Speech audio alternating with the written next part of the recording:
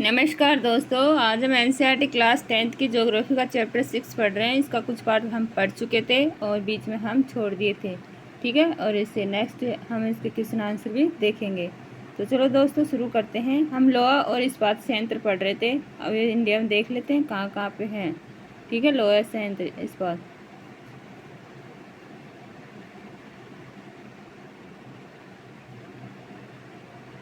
देखो, बनपुर है, दुर्गापुरा है, जमशेदपुर है, राउरकेला है, बोकारो है, भिलाई है, विजयनगर है, भद्रावती है, सेलम है और विशाखापट्टनम। ये सभी लोहा इस्पात संयंत्र हैं। उद्योग विकास के लिए अधिक अनुकूल सापेक्षिक परिस्थितियां हैं। इनमें लोहा एश की कम लागत, उच्च कोटि के कच्चे माल की निकटता, सस्ते श्रमिक, स्थानीय बाजार में इनकी मांग की विशाल संभावना सम्मिलित है। एल्यूमिनियम प्रगलन। भारत में एल्यूमिनियम प्रगलन दूसरा सर्वाधिक महत्वपूर्ण धातु शोधन उद्योग है। यह हल्का रंग अवरोधी, जंग अवरोधी, ऊष्मा का सुचालक, लचीला तथा अन्य धातुओं के मिश्रण से अधिक कठोर बनाया जा सकता है। हवाई जहाज बनाने में, बर्तन तथा तार बनाने में इसका प्रयोग किया जाता है। कई उद्योगों में इसका महत्व इस्पात, तांबा, जस्ता, शीशे के विकल्प के रूप में प्रयुक्त होने से बड़ा है। देश के एल्यूमिनियम प्रगलन संयंत्र ओडिशा, पश्चिम बंगाल, केरल, उत्तर प्रदेश, छत्तीसगढ़, महाराष्ट्र, तमिलनाडु राज्य में स्थित है। ये देखो, नालको प्रगालन में पट्टी लेप बिल। प्रगलकों में बॉक्साइट का कच्चे पदार्थ के रूप में जो बारीक गहरे लाल रंग की चट्टान जैसा होता है प्रयोग किया जाता है। प्रवाह चार्ट चित्र 6.5 एल्यूमिनियम देखेंगे। एल्यूमिनियम निर्माण प्रक्रिया दर्शाता है। इस उद्योग की स्थापना की दो महत्वपूर्ण आवश्यकता है। नियमित, ये देखो, 1 टन एल्यूमिनियम के लिए क्या होता है, 4 से 6 टन बॉक्साइट, 2 टन एल्यूमिना, तो बनता है 1 टन एल्यूमिनियम। ठीक है, यह है एल्यूमिनियम उद्योग में विनिर्माण की प्रक्रिया।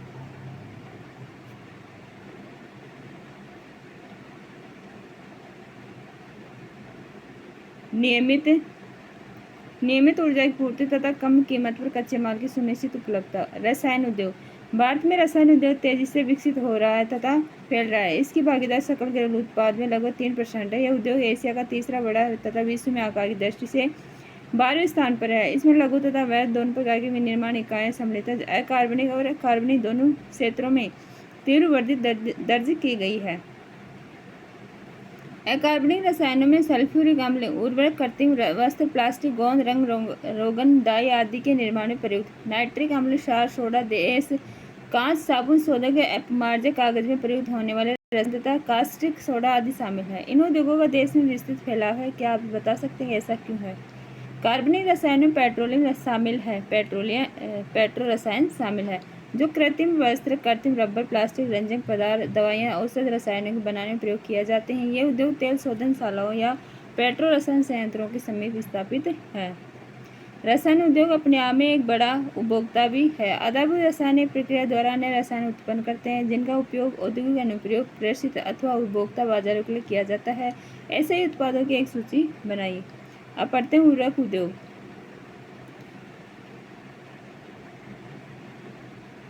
उर्वरक उद्योग नाइट्रोजन उर्वरक, मुख्यतः यूरिया, फास्फेटिक उर्वरक, डीएपी तथा अमोनियम फास्फेट मिश्रित उर्वरक, जिसमें 3 मुख्य पोषक उर्वरक नाइट्रोजन, फास्फेट व पोटास शामिल है, जो के उत्पादन क्षेत्रों के इर्द गिर्द केंद्रित है। तीसरा अर्थात पोटास पूर्णतः आयात किया जाता है क्योंकि हमारे देश में वाणिज्यिक रूप से या किसी भी रूप में प्रयुक्त होने वाला पोटास या पोटेशियम यौगिकों के भंडार नहीं है।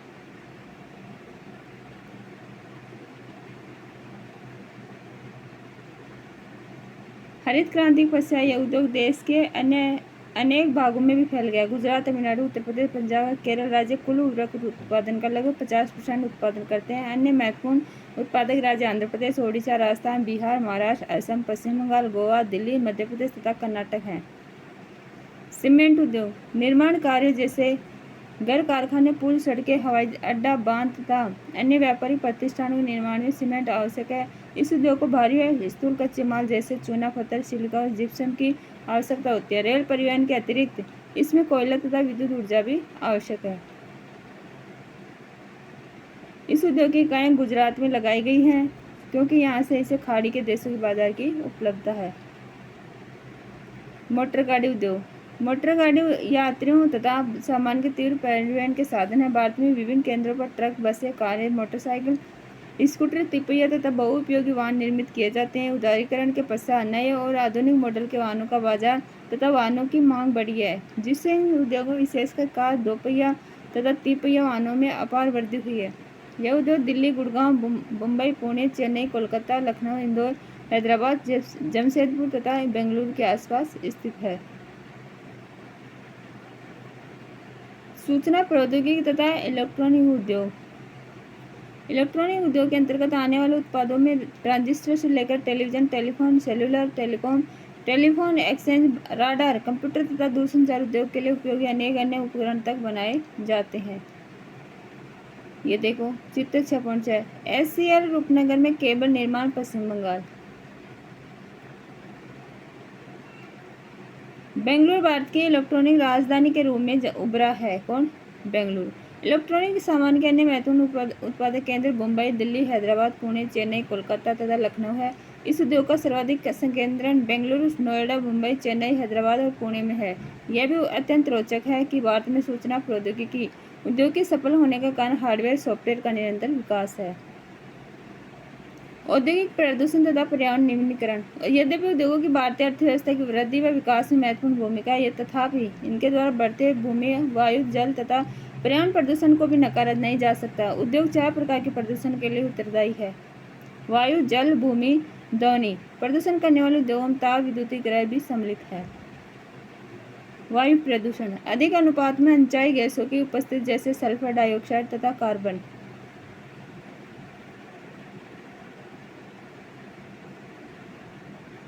मोनोऑक्साइड वायु प्रदूषण का कारण है। वायु में निलंबित कणनुमा पदार्थों में ठोस व द्रव्य दोनों ही प्रकार के कण होते हैं, जैसे धूलि, स्प्रे, कुहासा तथा धुआं। रसायन और कागज उद्योग, ईंटों के भट्टे, तेल शोधनशालाएं, प्रगलन उद्योग, जीवाश्म ईंधन दहन तथा छोटे बड़े कारखाने प्रदूषण के नियमों का उल्लंघन करते हुए धुआं निष्कासित करते हैं। जहरीली गैसों का रिसाव बहुत भयानक तथा दूरगामी प्रभाव वाला हो सकता है। क्या आप भोपाल गैस त्रासदी के विषय में जानते हैं? वायु प्रदूषण मानव स्वास्थ्य, पशुओं, पौधों, इमारतों तथा पूरे पर्यावरण पर दुष्प्रभाव डालते हैं। जल प्रदूषण: उद्योगों द्वारा कार्बनिक तथा अकार्बनिक अपशिष्ट पदार्थों की नदी में छोड़ने से जल प्रदूषण फैलता है। जल प्रदूषण के प्रमुख कारक है कागज, लुगदी, रसायन, वस्त्र तथा रंगाई उद्योग, तेल शोधनशाला, चमड़ा उद्योग तथा इलेक्ट्रोप्लेटिंग उद्योग है, जो रंग अपमार्जक, अम्ल, लवण व भारी धातुएं जैसे सीसा, पारा, कीटनाशक, उर्वरक, कार्बनिक, प्लास्टिक और रबर सहित कृत्रिम रसायन आदि जल में वाहित करते हैं। भारत के मुख्य अपशिष्ट पदार्थों फ्लाई ऐश, फास्फो, जिप्सम तथा लोह इस्पात की अशुद्धियां स्लग हैं। तापीय प्रदूषण: जब कारखानों तथा तापघरों से गर्म जल को बिना ठंडा किए नदियों तथा तालाबों में छोड़ दिया जाता है तो जल में तापीय प्रदूषण होता है। जलीय जीवन पर इसका क्या प्रभाव होगा बताइए। परमाणु ऊर्जा संयंत्रों के अपशिष्ट, परमाणु शस्त्र उत्पादक कारखानों से कैंसर, जन्मजात विकार तथा अकाल प्रसव जैसी बीमारियां होती हैं। मृदा और जल प्रदूषण आपस में संबंधित है।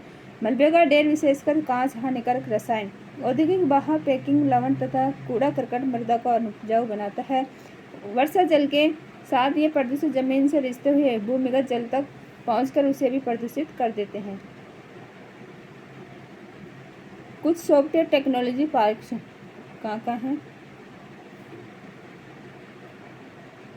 देखते हैं। श्रीनगर है, श्रीनगर, मोहाली, नोएडा, जयपुर, गांधीनगर, इंदौर, गुवाहाटी, कोलकाता, भुवनेश्वर, मुंबई, पुणे, विशाखापट्टनम, हैदराबाद, बेंगलुरु, मैसूर, चेन्नई और तिरुवनंतपुरम।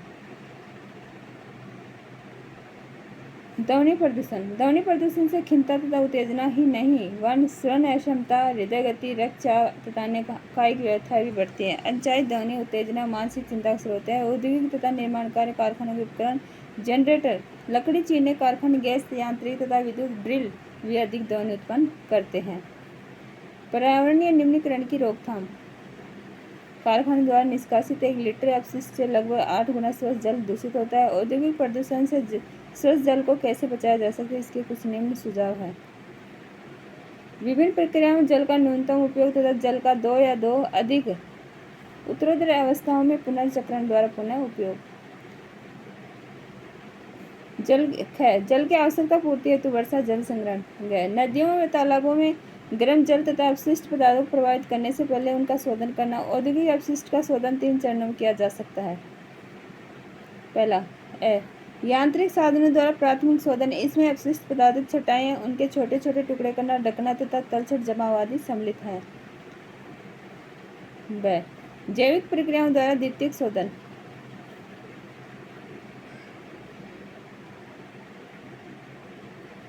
नेक्स्ट है जैविक, रासायनिक तथा भौतिक प्रक्रियाओं द्वारा तृतीयक शोधन।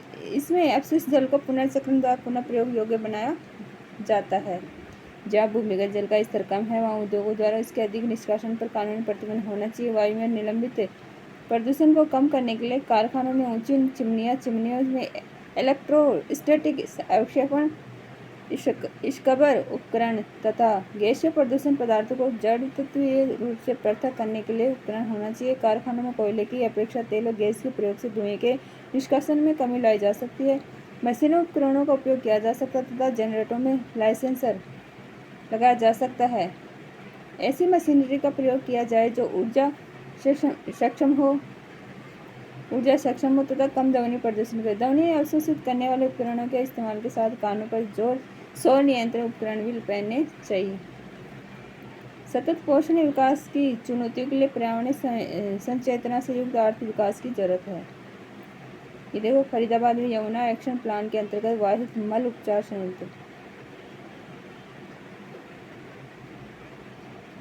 राष्ट्रीय ताप विद्युत गृह एनटीपीसी द्वारा दिखाया गया फॉर्म।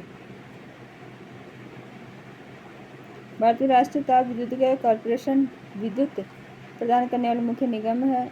इसके पास पर्यावरण प्रबंध तंत्र 14001 के लिए ISO प्रमाण पत्र है। यह निगम प्राकृतिक पर्यावरण संसाधन जैसे जल, खनिज तेल, गैस तथा ईंधन संरक्षण नीति का हिमायती है तथा इन्हें ध्यान में रखकर ही विद्युत संयंत्र की स्थापना करता है। ऐसा निम्न उपाय द्वारा संभव है।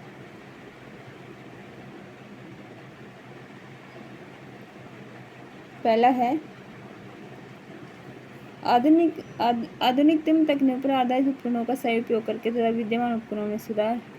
वह है अधिकतम राख का इस्तेमाल कर अपशिष्ट पदार्थों का न्यून उत्पादन। स है पारिस्थितिक संतुलन बनाए रखने, हरित क्षेत्र की सुरक्षा तथा वृक्षारोपण के लिए प्रेरित करना। द है तरल अपशिष्ट प्रबंधन, राख युक्त जलीय पुनर्चक्रण तथा राख संग्रह प्रबंधन द्वारा पर्यावरण प्रदूषण को कम करना। द है सभी ऊर्जा संयंत्रों को पारिस्थितिक रूप से मॉनिटर तथा समीक्षा करना एवं ऑनलाइन से आंकड़ों का प्रबंधन करना। रामगुंडम संयंत्र।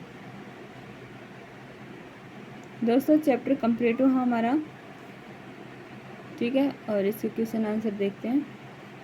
बहुवैकल्पिक प्रश्न। पहला है निम्न में से कौन सा उद्योग चूना पत्थर को कच्चे माल के रूप में प्रयुक्त करता है? कौन करता है? तो सीमेंट करता है।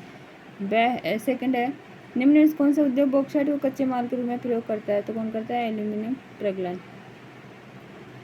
थर्ड है निम्न में से कौन सा उद्योग दूरभाष कंप्यूटर आदि संयंत्र निर्मित करते हैं? कौन करते हैं?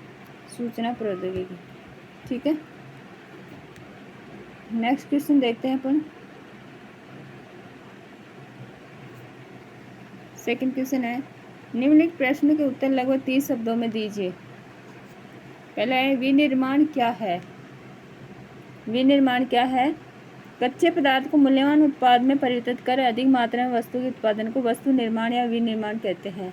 जैसे लकड़ी से कागज बनाना, गन्ने से चीनी बनाना, लोहा से इस्पात संयंत्र लगाना आदि। विनिर्माण उद्योग किसी भी देश के विकास की रीढ़ माने जाते हैं क्योंकि यह कृषि के आधुनिकीकरण के साथ साथ अन्य उद्योगों के विकास में भी सहायक होते हैं। नेक्स्ट है आधारभूत उद्योग क्या है? उदाहरण देकर बताइए।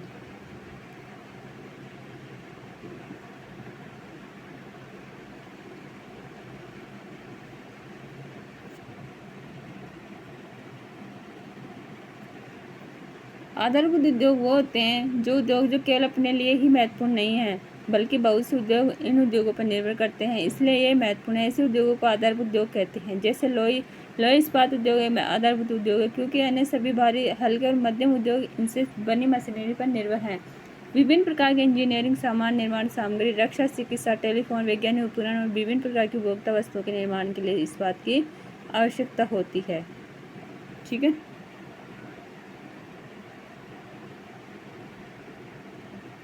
नेक्स्ट है थर्ड क्वेश्चन।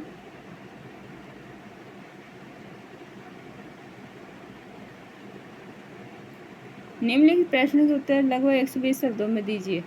पहला है, उद्योग पर्यावरण को कैसे प्रदूषित करते हैं?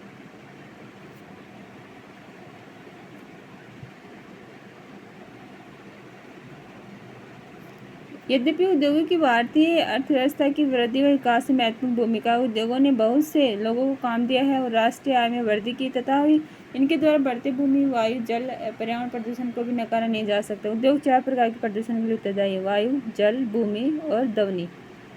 ठीक है। वायु प्रदूषण हम इसके बारे में बता सकते हैं। अधिक अनुपात में अनचाही गैसों की उपस्थिति जैसे सल्फर डाइऑक्साइड, कार्बन मोनोऑक्साइड वायु प्रदूषण के कारण। बड़े बड़े कारखाने प्रदूषण के नियमों का उल्लंघन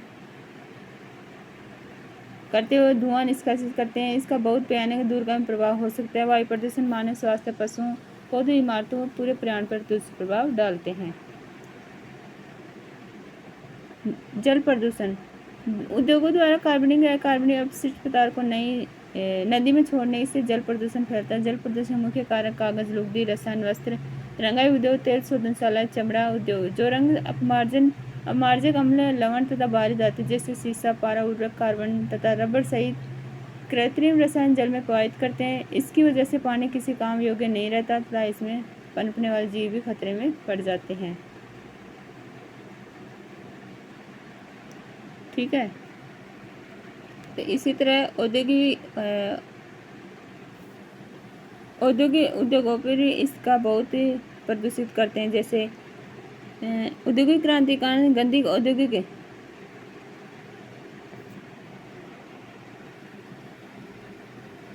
इस प्रकार हम कह सकते हैं कि औद्योगिक क्रांति के कारण गंदी औद्योगिक बस्तियों का निर्माण हो जाता है, जिससे सारा इलाका एक गंदी बस्ती में बदल जाता है। चारों तरफ प्रदूषण फैल जाता है और कई प्रकार की बीमारियां फैल जाती हैं।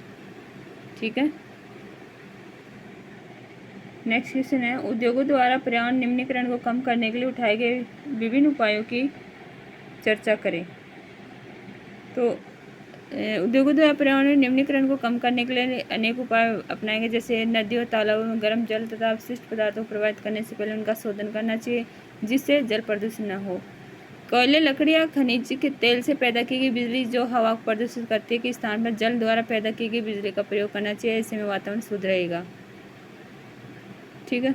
वायु प्रदूषण को कम करने के लिए कारखाने में ऊंची चिमनियों में इलेक्ट्रोस्टैटिक अवक्षेपण स्क्रबर उपकरण तथा गैसीय प्रदूषक पदार्थों को जड़त्वीय रूप में पृथक करने के लिए उपकरण होना चाहिए। कारखानों में कोयले की अपेक्षा तेल और गैस के प्रयोग से धुएं के निष्कासन में कमी आएगी।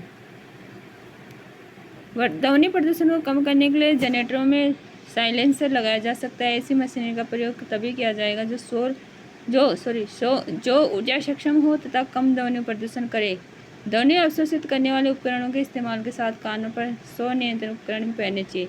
फैक्ट्री से निकले प्रदूषित जल को वही इकट्ठा करके रासायनिक प्रक्रिया द्वारा से साफ किया जाए और बार फैक्ट्री प्रयोग में लाया जाए। ऐसे में नदियों और आसपास की भूमि का प्रदूषण काफ़ी हद तक रुक जाएगा।